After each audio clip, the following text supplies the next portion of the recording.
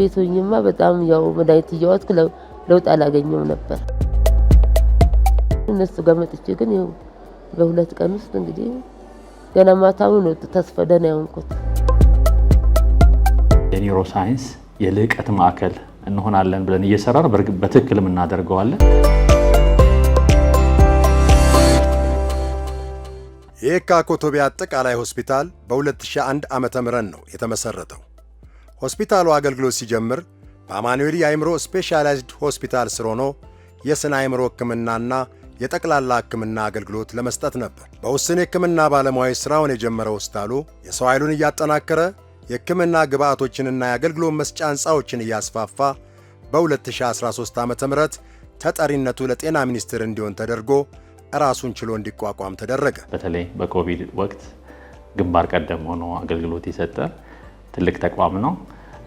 ዋናው ደግሞ እምነቱና የአሰራር ስርዓቱ ታካሚን የተሻለ አገልግሎት እንዲያገኝ መሰረት አድርጎ ለዚህ ደግሞ ልዩ ግብዓት የሆኑን ባለሙያዎቻችንን መሰረት ያደረገ ወደፊት ደግሞ ትልቅ ህልም ያለው በሴክተራችን የተሻለ አገልግሎት ለመስጠት ትልቅ ዓላማ ይዞ የሚንቀሳቀስ ሆስፒታል ነው። የዓለም ስጋት የነበረውን የኮቪድ-19ን ጨምሮ እንደ ሀገር በሚያጋጥሙ ግጭቶች የተጎዱትን በማከም ሙያዊ የሆነ ብሔራዊ ኃላፊነቶችን በብቃት መወጣት የቻለ ሆስፒታል ነው። በአሁኑ ወቅት በሁሉም የሕክምና ዘርፍ ለህሙማን ምቹ በሆነ መንገድ አገልግሎት እየሰጠም ይገኛል። ሁሉም በቃ በየሰዓቱ በየደቂቃው ያነጋግሩኛ ምንድነው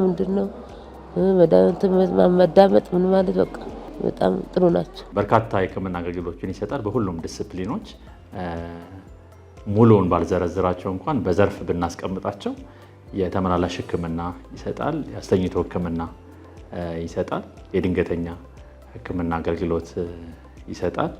እንዲሁም ጽኑ ህሙማንን ደግሞ የአይሲዩ አገልግሎት ወይም ጥብቅ የሕክምና ክብካቤ ክፍሎች አሉን።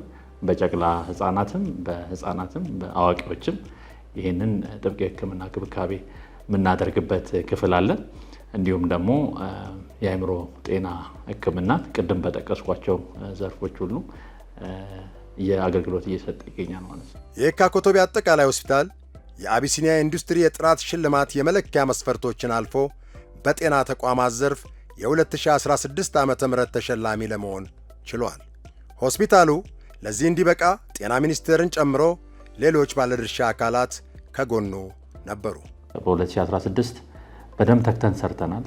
ጥራቱን የጠበቀ ጊዜውን የጠበቀ እና ፍትሃዊ የሆነ የሕክምና አገልግሎት ለማህበረሰባችን ለመስጠት እንደ ቡድን የተቀናጀ አሰራሮችን ተከትለን ጥረቶችን አድርገናል።